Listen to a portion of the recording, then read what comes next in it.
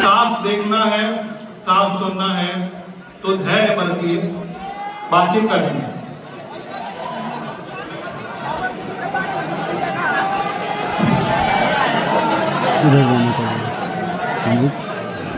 हाँ हाल बाजी ठीक है, लागे करिए आप लोग। हाँ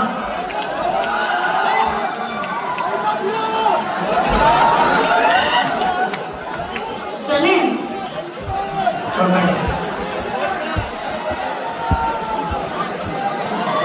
क्या हाल है आपका?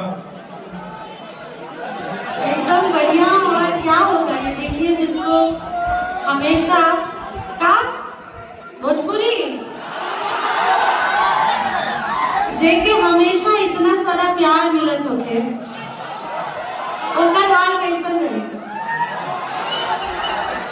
मैं हर रोज प्रभु को दिन में 10 बार थैंक यू बोलती हूँ, क्योंकि ये बहुत सौभाग्य से प्राप्त होता है और मैं अपने आप को बहुत भाग्यशाली समझती हूँ कि सब लोग इतना प्यार देते हैं मुझे। Thank you. मैं जिंदगी भर ऋणी रहूंगी आप लोगों की। Thank you. कितने बदमाश लोग हैं ये लोग। मैं थोड़ी देर पहले इनके साथ क्विज खेल रहा था। इन सबको पता है कि मैं भी भोजपुरी बोल लेता हूँ, किसी ने मुझसे नहीं कहा। जेकरा मुंह से मीठ लागे वही से ना सुनिए।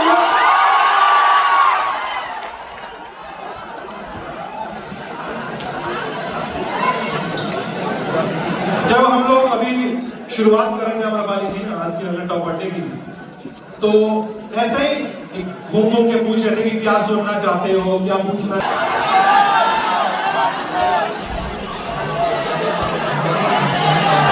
मतलब ये तो शर्त लगा रहे थे कि देखिए गाने तो कई सारे हैं। मरून कलर सड़िया है, एक पिया जी की मुस्किल है, पर अगर आप पूछेंगे मेरे दिल के करीब कौन सा है, तो मुझे लगता है मेरी डेब्यू फिल्म जिसने मुझे इन सभी लोगों के दिल में जगह बनाने में मदद की, मेरी पहली सीढ़ी थी, उसका एक गाना है जो मुझे बहुत पसंद है। नई झुलनी के तो मुझे लगता है कि नई झुलनी के छैया ही मैं कहूँगी कि मेरा सबसे फेवरेट गाना है। अच्छा, आप लोग को छोटा सा किस्सा बताता हूँ।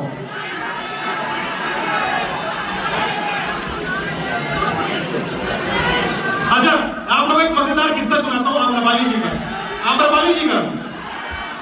आम्रपाली जी को जब ये बातचीत चल रही थी और मेरे और आम्रपाली जी के बीच में कि आपको लल्लन टॉप अड्डे पे आना है बिहार में, तो व्हाट्सएप पे कॉल का जो बटन होता है ना,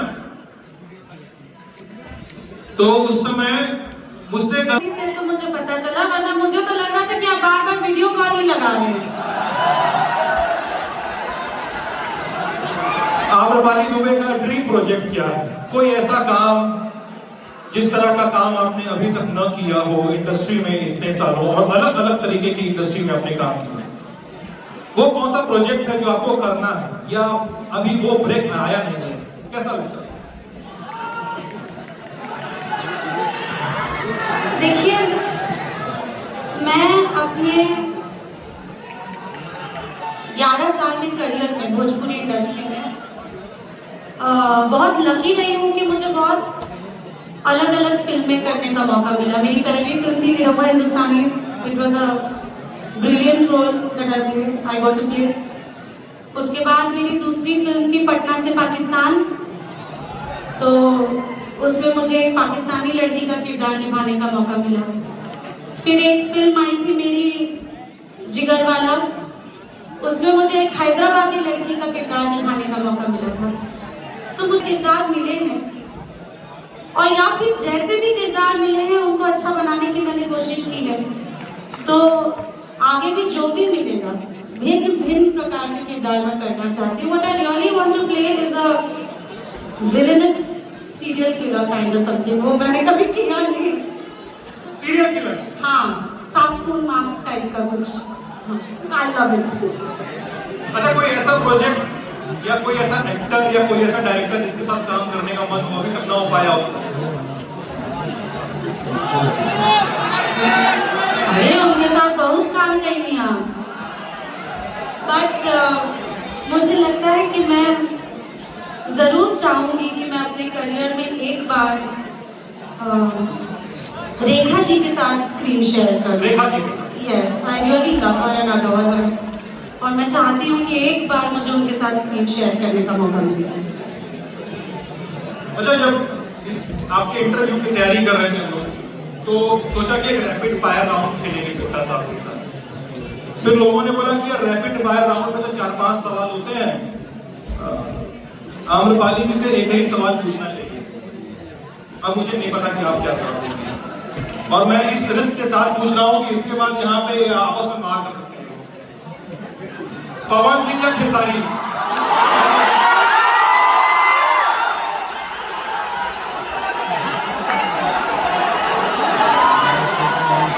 अच्छा, इनसे कहा लोग कि हम तो पहला दिन से तीसरा का ऑप्शन पर बानी।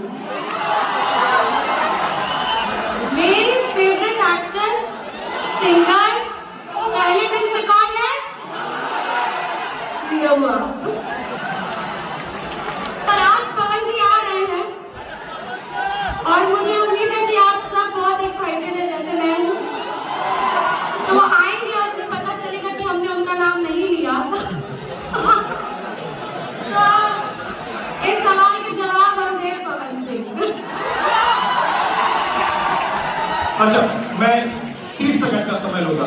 भाई, मैं अपनी कुर्सी से खड़ा हो गया हूं, और ये जो लोग यहाँ पे खड़े हैं ना, मैं इस मंच पे किसी भी तरह की भद्दगी नहीं होने दूंगा, न लल्लन टॉप के साथ न गेस्ट के साथ। इसलिए यहाँ पे जो लोग चिल्ला रहे हैं, वहां पे जो लोग पत्तियां कस रहे हैं, मेरे पास पूरा अधिकार है कि आपको बहुत सम्मान के साथ ऑडिटोरियम के बाहर रास्ता दिखा दिया जाए, क्योंकि लल्लन टॉप अड्डा तो अच्छे से होगा।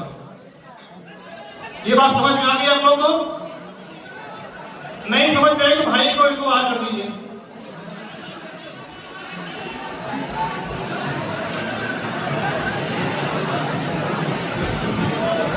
अच्छा, इतने सारे फैंस हैं आपके, कोई ऐसा फैन मोमेंट है आपका एकदम जिसको भूल नहीं पाता है? कोई फैन मोमेंट होता है ना कि एकदम यार ये तो पीछे पड़ गया। एक्चुअली 2 हैं, और मैं आज भी जब सोचती हूँ उस बारे में तो मुझे लगता है कि बाप रे। 2014 में मेरी फिल्म रिलीज हुई थी, निरहुआ हिंदुस्तानी, पहली film, and it had done very good on box office. 50 days चली थी।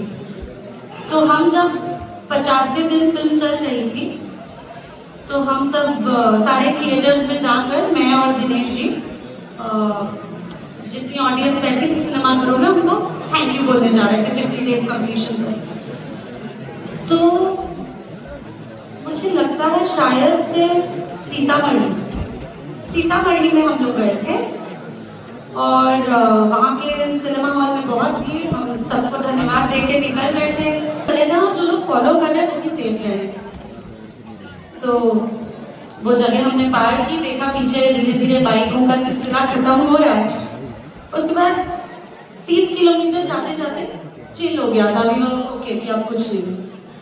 अचानक से हमारी गाड़ी में आगे बैठे थे, अभी तो बहुत बड़े प्रोड्यूसर हो गए हमारी इंडस्ट्री के, निशांत उज्ज्वल जी। उस समय हमारे पीआरओ हुआ करते थे और फिल्मों के डिस्ट्रीब्यूटर थे, अभी भी थे। तो वो आगे बैठे थे, मैं और दिनेश जी बीच में बैठे थे, and all of a sudden all 3 of us were squinting, ऐसे देख रहे हैं कि रोड पे क्या है वो। और हम जैसे थोड़ा थोड़ा नजदीक पहुंचे, हम देख रहे हैं कि एक बाइक गिरी हुई है और एक लड़का ऐसे पड़ा हुआ है रोड पर। और हमने सोचा कि यार रोड पे लेटा हुआ है, ये क्या एक्सीडेंट तो नहीं हो गया? फिर हमको पता चला कि वो कोई शॉर्टकट लेके हमारी रूट पे हमसे पहले आके लेट गया था, सिर्फ क्योंकि उनको हमारे साथ फोटो चाहिए थी। इसलिए वो चलते रोड पे ऐसे लेटा हुआ था बाइक गिरा के। उसने एक्सीडेंट फेक किया था। हाँ, सो दैट वी हॉल्ट, मदद करने के हिसाब से, और जब हम रुके तो we had to give him a selfie. उस टाइम पे वो उनके पास वो वाला फोन था, ब्लैकबेरी, उससे हमने उनको फोटो दिलवाई और तब वो उठ के वहां से गए। सीतामढ़ी से कौन कौन आया यार?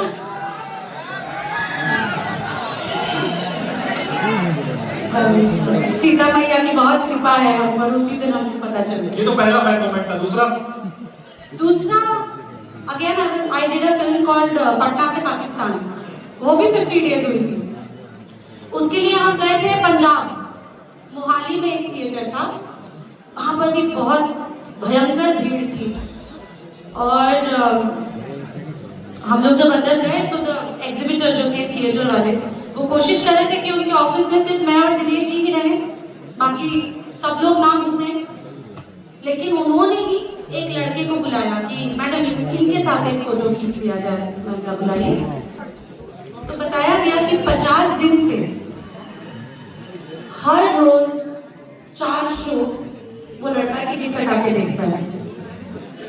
Every day 4 shows for 50 days उस लड़के ने देखा। एंड इवेंचुअली थिएटर वाले लोगों को उस पर दया आ गई थी, तो 30 दिन बाद उससे 2 ही शो का टिकट कटाते थे। तो ये भी मुझे बहुत क्रेजी लगा। जब स्पोक टू हिम तो पता चला कि उसके बॉस ने उसको निकाल दिया है काम से, और वो अभी वेट कर रहा है जब तक उसके पैसे बचे तब तक वो वहाँ रहेगा, सर्वाइव करेगा, और उसके बाद फिर दूसरा जॉब हंटिंग करेगा। तो हमने समझाया भाई दूसरी पिक्चर भी आएगी, वो देख लेना, अब जाओ काम करो। अच्छा, आपका अगली मूवी कौन सी आने वाली है? अगले प्रोजेक्ट्स कौन से आने वाले हैं आपके? फिलहाल तो एक फिल्म लगी हुई है, मातृदेवो भव, यही हमारे वीना में भी लगी हुई है, पटना में ही। It's a very good film. It's about a mother, a widowed mother, एक ऐसी महिला जिनके हस्बैंड की डेथ हो चुकी है और उनके आगे बच्चे हैं, और उस महिला को पता चला है कि उनको कोई ऐसी फेटल बीमारी है कि वो ज्यादा दिन जीवित नहीं रह पाएंगी। तो कहानी यही है कि वो कैसे अपने जीते जी अपने बच्चों के लिए फॉस्टर पेरेंट्स और फॉस्टर होम ढूंढ रही है। ये फिल्म अभी हमारी लगी हुई है। एक और फिल्म हमने की है जो बहुत जल्द सबके बीच आएगी, उस फिल्म का नाम है Roja. It's about a girl who has faced triple talaq and then how she builds her life वापस,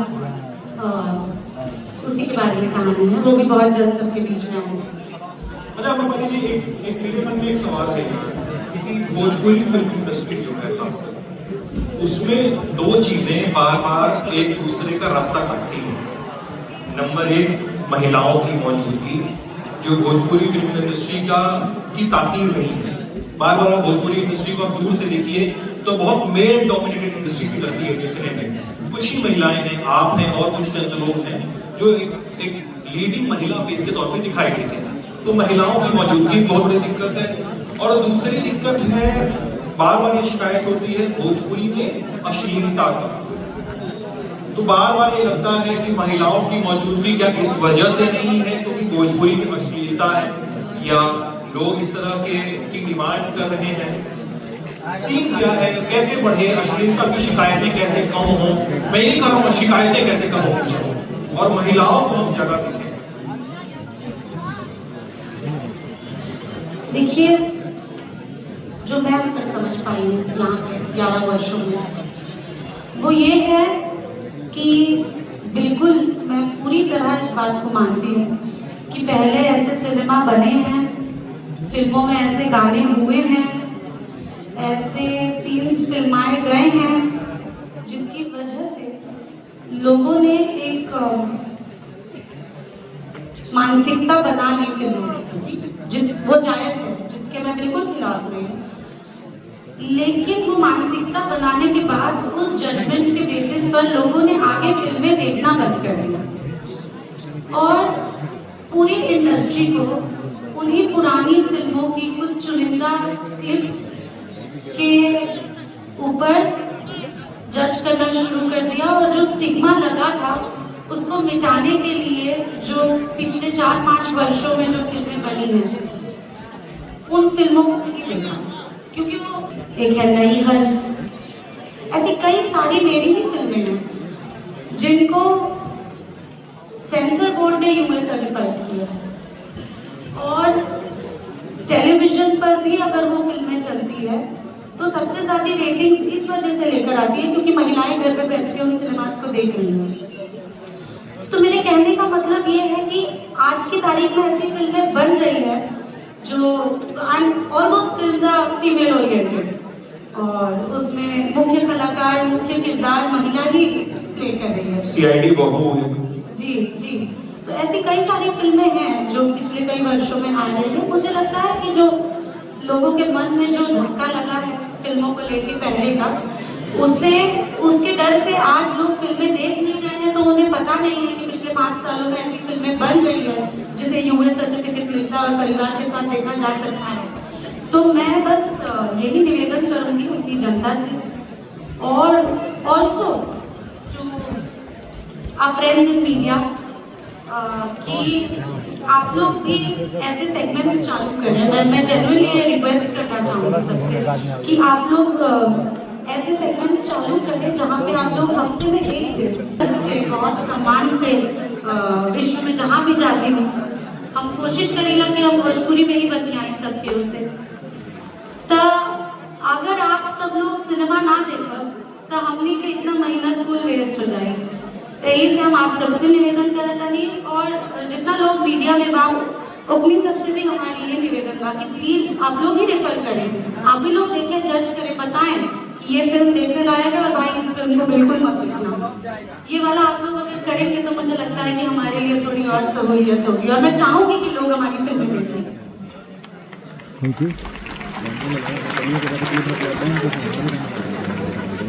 फ्री टाइम में क्या करती हैं? तो क्या आपने किरीस का गाना सुना? किरीस का गाना सुनेगा? ले बेटा। अरे वो ऐसे भी वो परेशान करने लगेंगे, बोलेंगे सच वाला गाना सुनाइए। कोई सचमुच में गाना सुनाएंगे वो ऐसे बोलने लगेंगे वो। हाँ वो तो हमेशा बोलते। अरे गाने के लिए आज बुलाया गया है ना।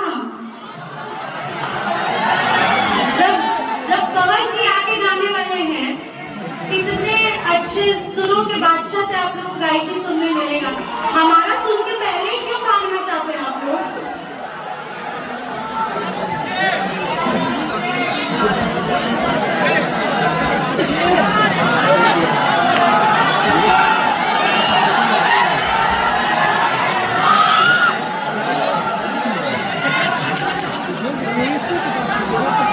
फरमाइशें बहुत आ रही पर अलग अलग आ रही है, मुझे एक भी समझ में नहीं है। आप अपनी मर्जी का गुण बनाइए।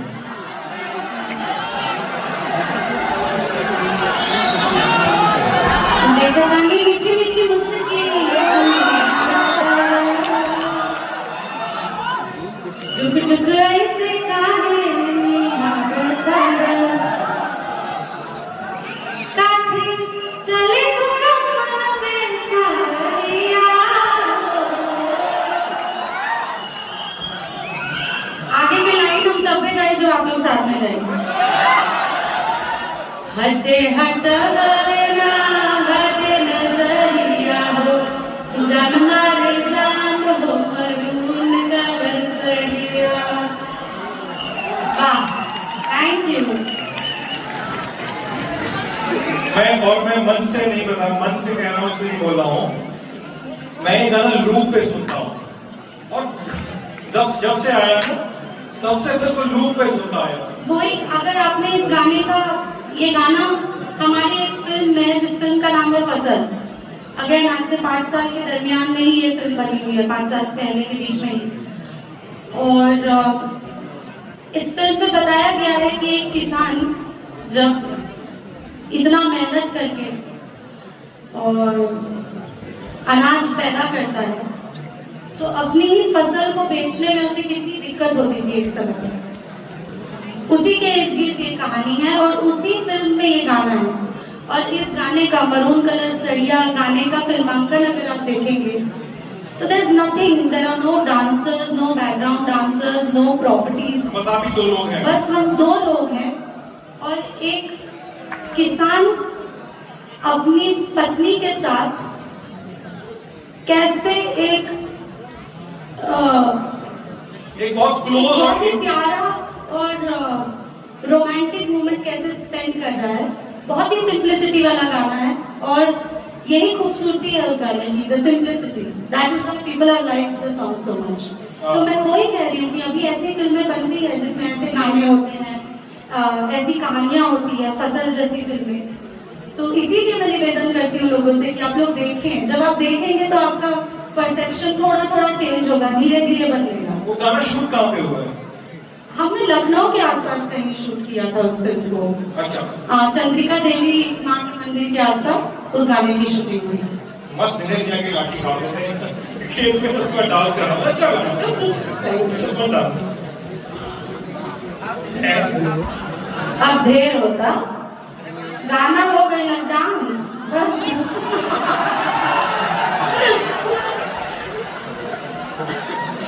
डांस जब हम चल जाए तो एक बार इन्हों के तली देखी हमारा गाना हमारा डांस तो आप लोग बहुत बार देखने वाले। अभी वो आप लोग मरून कलर सड़िया टाइप करके देख सकते हैं यूट्यूब पर। एक बार इनका डांस आपके देखे के चाहिए।